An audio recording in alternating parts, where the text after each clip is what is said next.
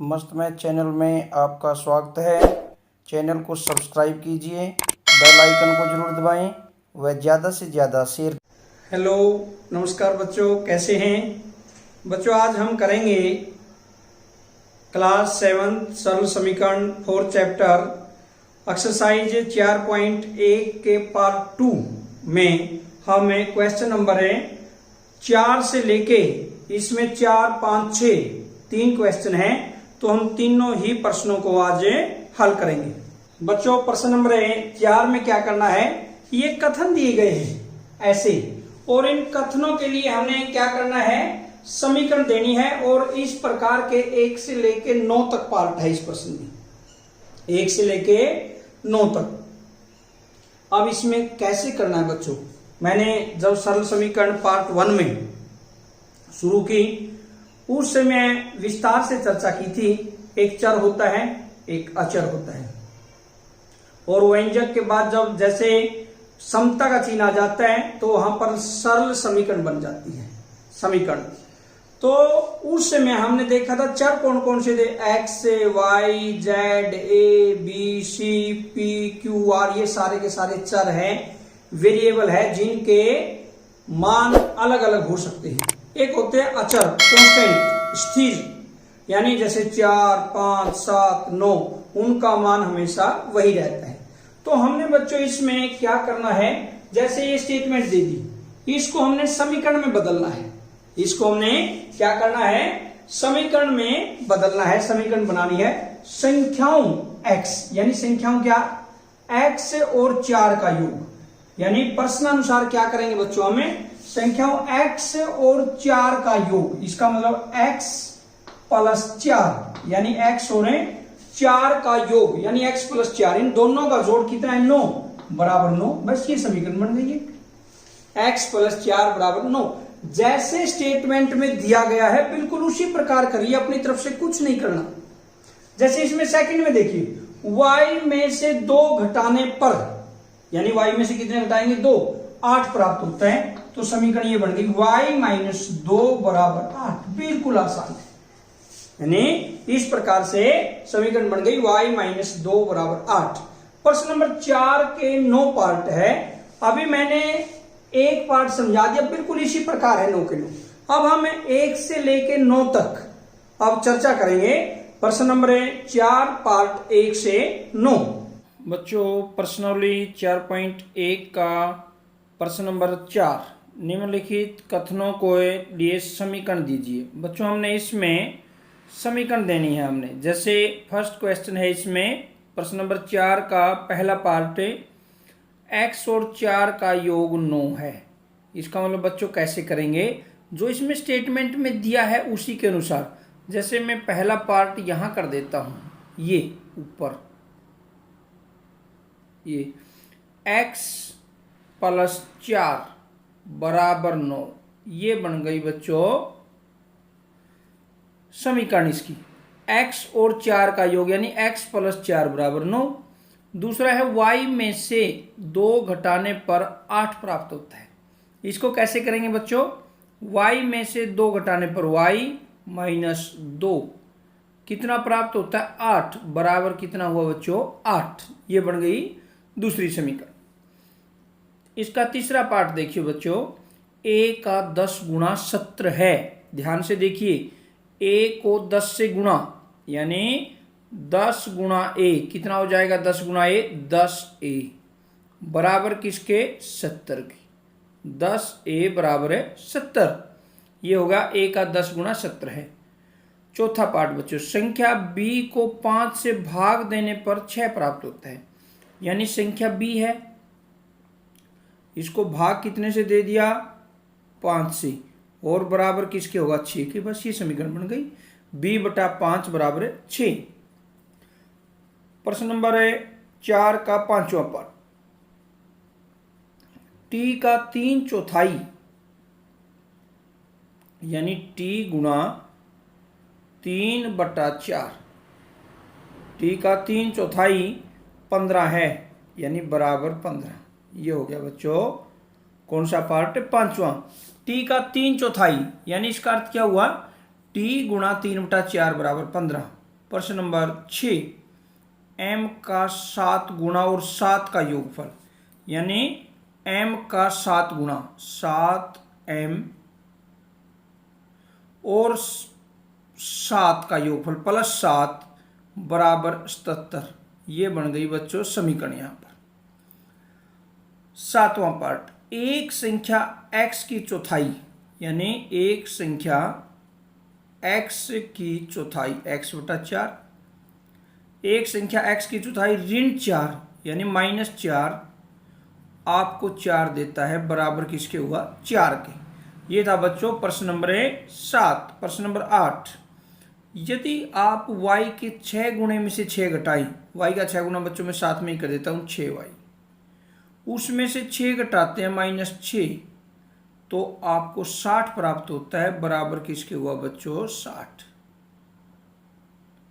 ये कौन सा पार्ट था? 8वां पार्ट। यदि y के 6 गुणे 6y में से 6 घटाएं -6 बराबर 60। प्रश्न नंबर 9, यदि z के 1/3 में 3 जोड़ें तो आपको 30 प्राप्त होता है, यानी इसका अर्थ क्या हुआ बच्चों? यहां पर यदि आप z के 1/3 z बटा 3 में 3 जोड़ें प्लस 3 बराबर कितना प्राप्त होता है? 30। ये था z बटा 3 प्लस 3 बराबर 30 के। ये था बच्चों प्रश्न नंबर 4। बच्चों हमने प्रश्न नंबर 4 के 1 पार्ट से 9 तक किए। देखो दोबारा से हम थोड़ा सा रिपीट करते हैं।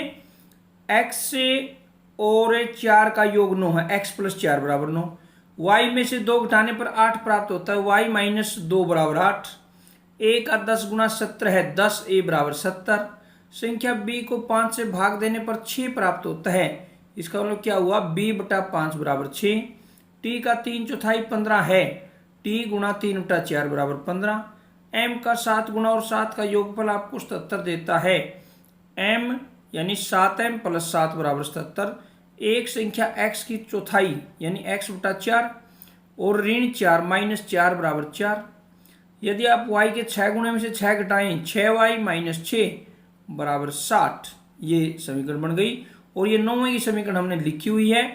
यदि आप z के 1/3 में z बटा 3 जोड़ें प्लस 3 बराबर 30। ये था आपका प्रश्न नंबर 4 का पार्ट 9। ये बच्चों आपने प्रश्न नंबर 4 किया, जिसके लिए हमने कथन से समीकरण बनाई है। प्रश्न नंबर 5 बच्चों, निम्नलिखित समीकरणों को सामान्य कथनों के रूप में लिखिए। बच्चों प्रश्न नंबर 4 में हमने क्या किया था? कथन दिए हुए थे, समीकरण बनाई थी। इसमें समीकरण दी हुई है, कथन करना है। जैसे p प्लस 4 बराबर 15, यानी p में यदि 4 जोड़ दिया जाए तो 15 प्राप्त होता है, या हम ये कहें p व 4 का योगफल 15 प्राप्त होता है। m - 7 बराबर 3, m में से 7 घटाने पर 3 प्राप्त होता है। 2m बराबर 7, तीसरा पार्ट, m का 2 गुना 7 है। m बटा 5 बराबर 3, m को 5 से भाग देने पर 3 प्राप्त होता है। ये हम कथन बोल रहे हैं बच्चों, कथन जो समीकरण से बनेंगे। 3m बटा 5 बराबर 6,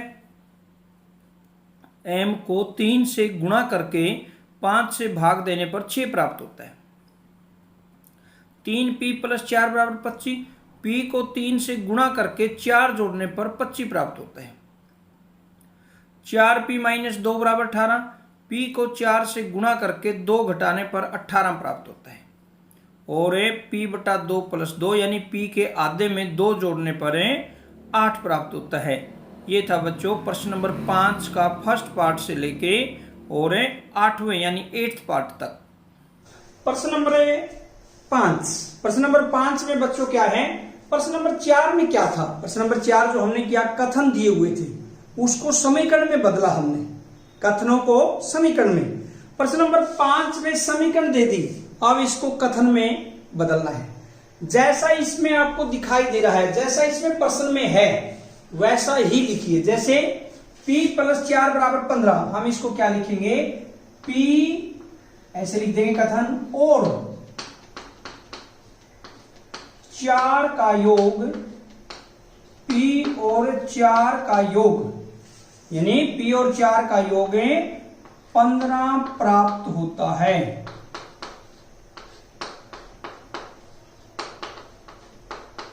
यानी हम कह सकते हैं P और 4 का योग 15 है। जैसे m माइनस 7 बराबर 3, इसमें हम लिख सकते हैं m में से 7 घटाने पर, m में से 7 घटाने पर 3 प्राप्त होता है।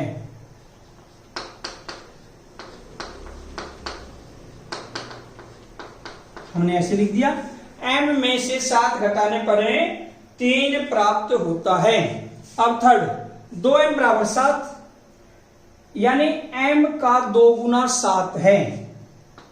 m का 2 गुना 7 है। चौथा पार्ट, m को 5 से भाग देने पर क्या लिखेंगे बच्चों? m को, यहां पर m को 2 से गुना हो रही है, यहां पर m में से 7 घटा हुआ है, यहां पर क्या है, m के साथ 2 की गुणा है, यानी m का 2 गुना है, m का डबल है, 7 है, m का 2 गुना 7 है, या m का 2 गुना 7 प्राप्त होता है। एक ही बात, m को 5 से भाग, यानी बटा में 5 है, m को 5 से भाग देने पर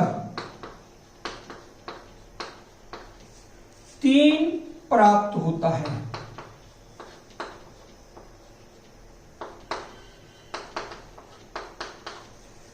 ये हमने इसको कथन में बदल दिया। ये था पार्ट 4, 5 का बच्चों 5वां, 6वां, 7वां, 8वां पार्ट। 5वें पार्ट में कथन में बदलना। पहले इसमें जो दिया गया समीकरण में उसको ध्यान से देखिए। m को पहले 3 से गुणा हो रही है, फिर 5 से भाग है, और फिर 6 मिल रहा है, यानी हम लिखेंगे m को 3 से गुणा करके, m को 3 से गुणा कर दिया, m को 3 से गुणा कर दिया 3m, m को 3 से गुणा करके 5 से भाग देने पर, 5 से भाग देने पर 6 प्राप्त होता है।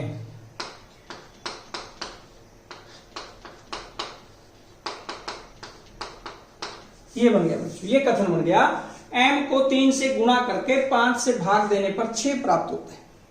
इसी प्रकार ये देखो, p को पहले 3 से गुणा हो रही है, 3p बन गया, p को 3 से गुणा करके 4 जोड़ने पर 25 प्राप्त होता है। बस बिल्कुल सिंपल, सीधा सा।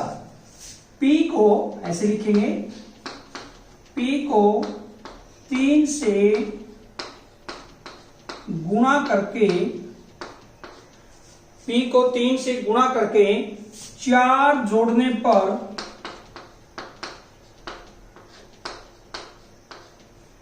p को 3 से गुणा करके 4 जोड़ने पर 25 प्राप्त होता है।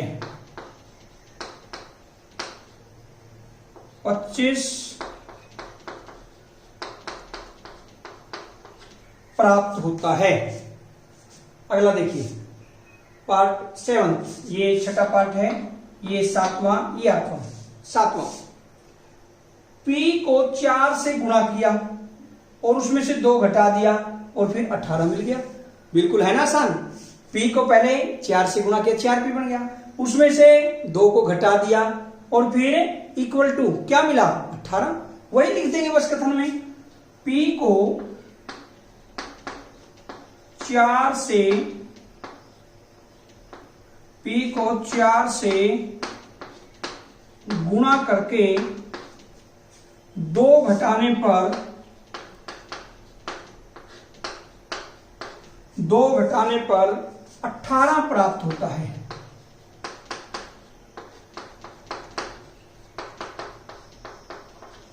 ये कथन बन गया। आगे देखिए, लास्ट पार्ट इसका 8वां, p को बच्चों पहले 2 से भाग दे दिया, फिर उसमें 2 जोड़ दिया और फिर 8 मिल गया। है ना आसान बिल्कुल। क्या लिखेंगे, p को 2 से P को 2 से भाग देने व उसमें 2 जोड़ने पर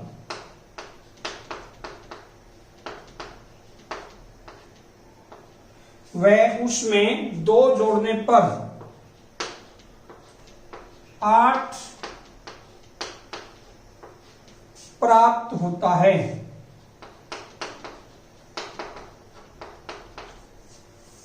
P को 2 से भाग देने व उसमें 2 जोड़ने पर 8 प्राप्त होता है।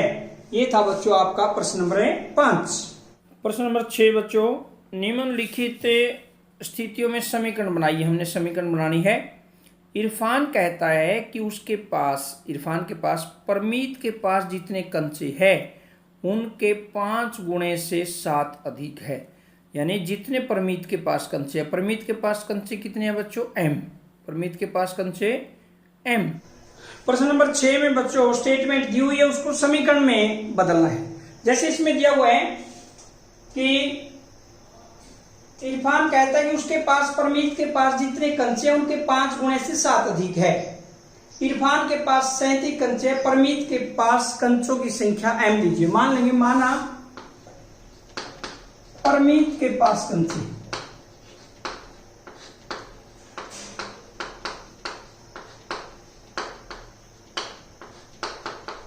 हमने माना परमीत के पास कंचे m और इरफान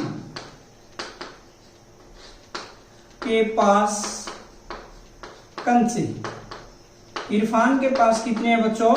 37। अब प्रश्नानुसार, जो प्रश्न में कहा गया है,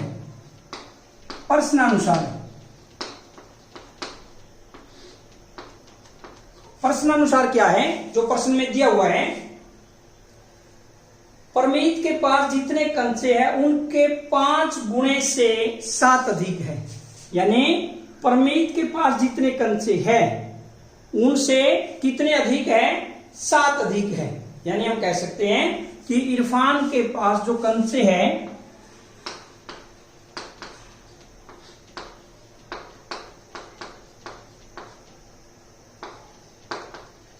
इरफान के पास कंचे बराबर कितना हो गया? जो परमीत के पास है उसके 5 गुणे से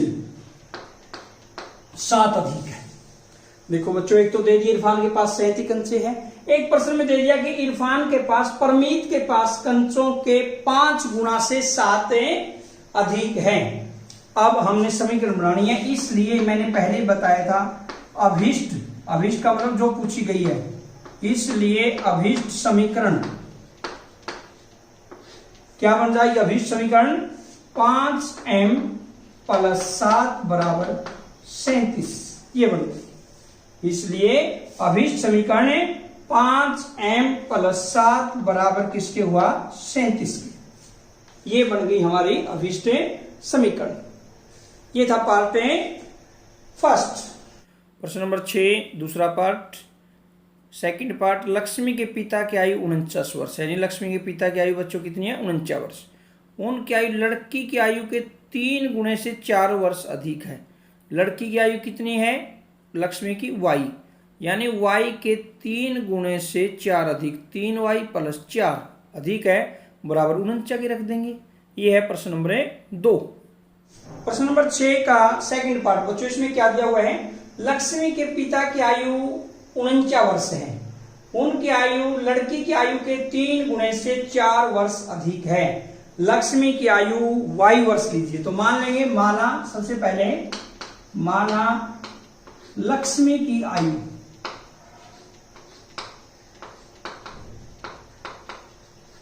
क्या मानेंगे बच्चों? y वर्ष। लक्ष्मी की आयु y वर्ष हमें लेंगे। उसके पिता की आयु 49 वर्ष है। पिता की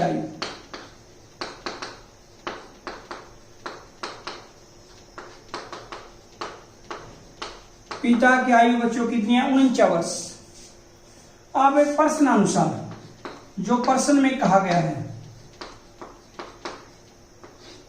प्रश्नानुसार क्या है? प्रश्नानुसार इसमें उनकी आयु लड़की की आयु के 3 गुणे से 4 वर्ष अधिक है। लड़की की आयु के 3 गुणे से 4 अधिक है, यानी प्रश्नानुसार क्या है, उसके पिता की आयु, हम कहेंगे ये पिता की आयु,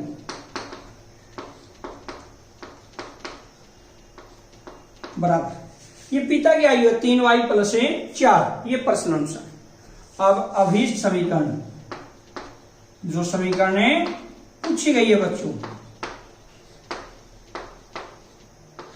अभीष्ट समीकरण क्या बन जाएगी, उनके पिता की आयु ये भी और ये भी, ये प्रश्न में दिया हुआ है कि उसकी लड़की की आयु के 3 गुना से 4 अधिक है, और ये भी दे दिया कि उसकी आयु 49 वर्ष है, तो दोनों इक्वल हुई, बराबर हुई। हम ये कह सकते हैं 3y प्लस 4 बराबर 49। ये था प्रश्न नंबर 6 का पार्ट सेकंड। प्रश्न नंबर 6 का बच्चों तीसरा पार्ट। अध्यापिका बताती है कि उनकी कक्षा में एक विद्यार्थी द्वारा प्राप्त किए गए अधिकतम अंक प्राप्त किए गए न्यूनतम अंक का दुगुना धन 7 है। प्राप्त किए गए अधिकतम अंक 87 है, यानी अधिकतम अंक बच्चों दे दिए 87, और न्यूनतम अंक प्राप्त किए गए अंकों को L लीजिए, यानी न्यूनतम अंक हमने लेने हैं L, और न्यूनतम अंक का दुगुना यानी 2L धन 7 प्लस 7, ये न्यूनतम अंक का दुगुना करके उसमें 7 जोड़ दिया, और प्राप्त कितना होता है 87, तो बराबर किसके कर देंगे 87 के, ये आपकी समीकरण बन जाएगी। प्रश्न नंबर 6 का बच्चों तीसरा पार्ट है। अध्यापिका बताती है कि उनकी कक्षा में एक विद्यार्थी द्वारा प्राप्त किए गए अधिकतम अंक प्राप्त किए गए न्यूनतम अंक का 2 गुना धन 7 है। प्राप्त किए गए अधिकतम अंक 87 है, न्यूनतम प्राप्त किए गए अंकों को L लीजिए, मान लेंगे माना न्यूनतम अंक, माना न्यूनतम अंक बराबर बच्चों क्या लेंगे L, हमने मान लिया न्यूनतम अंक L। अब अधिकतम अंक कितने हैं 87,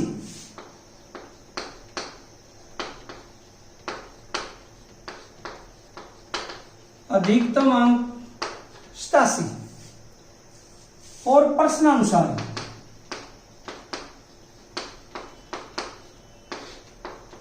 प्रश्नानुसार क्या है बच्चों, इसमें प्रश्नानुसार है प्राप्त किए गए अधिकतम अंक प्राप्त किए गए न्यूनतम अंक का 2 गुना धन 7 है, यानी उसका जो 2 गुना है और उसमें 7 जोड़ दें तब अधिकतम अंक प्राप्त होते हैं। इसमें लिखा हुआ है प्राप्त किए गए अधिकतम अंक, यानी अधिकतम अंक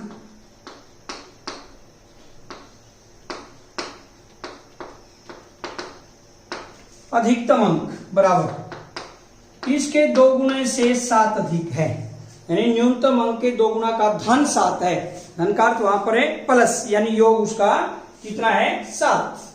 अब अभीष्ट समीकरण, इसलिए अभीष्ट समीकरण ये लिख देंगे बच्चों, अभीष्ट समीकरण 2L प्लस 7 बराबर 87, क्योंकि ये भी अधिकतम अंक है और ये भी अधिकतम अंक है। ये था पार्ट थर्ड, तीसरा पार्ट। बच्चों प्रश्न नंबर 6 का लास्ट व अंतिम पार्ट, फोर्थ पार्ट, एक समद्विबाहु। समद्विबाहु का अर्थ बच्चों जिसकी 2 भुजाएं समान होती है, जिसकी 2 भुजाएं समान है, इसका अर्थ क्या हुआ, उसके 2 कोण समान होते हैं, आधार कोण। त्रिभुज में शीर्ष कोण प्रत्येक आधार कोण का 2 गुना है, यानी जो शीर्ष कोण है वो प्रत्येक आधार कोण का क्या है, दुगुना है। मान लीजिए प्रत्येक आधार कोण 20 डिग्री है, आधार कोण कितना है 20 डिग्री। याद रखिए कि त्रिभुज के तीनों कोणों का योग 180 डिग्री होता है। बच्चों इसमें क्या है कि आधार कोण हमारे पास कितना है b, आधार कोण 2 आधार कोण है b प्लस b, और प्लस में बच्चों उसका शीर्ष कोण आधार कोण का दुगुना है, यानी 2b, और कोणों का योग त्रिभुज के 180 डिग्री बराबर 180। ऐसे समीकरण बन जाएगी बच्चों इसकी, b प्लस 2b बराबर 180। तो देखते हैं प्रश्न नंबर 6 का फोर्थ पार्ट। बच्चों प्रश्न नंबर 6 का फोर्थ और अंतिम पार्ट, उसमें क्या है, एक समद्विबाहु त्रिभुज में शीर्ष कोण प्रत्येक आधार कोण का 2 गुना है। हमने मान लेंगे माना आधार कोण, माना प्रत्येक आधार कोण, हमने प्रत्येक आधार कोण बच्चों क्या मान लिया, बी। प्रत्येक आधार कोण है बी और उसमें शीर्ष कोण है उसका 2 गुना है, ये 20 डिग्री कोण मान लिया। शीर्ष कोण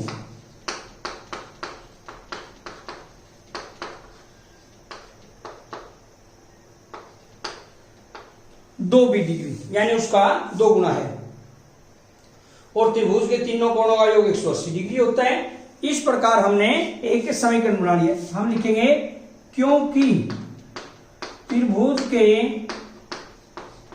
तीनों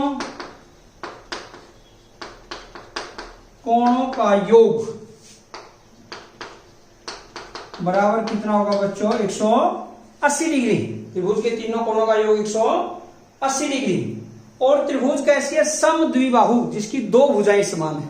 2 भुजाएं समान है तो आधार कोण दोनों बराबर होंगे। अब हम लिखेंगे प्रश्न अनुसार, जो प्रश्न में दिया गया है,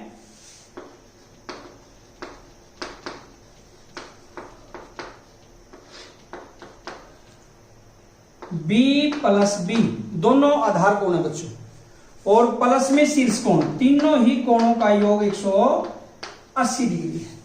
या अभिष्ट समीकरण क्या बन जाएगी,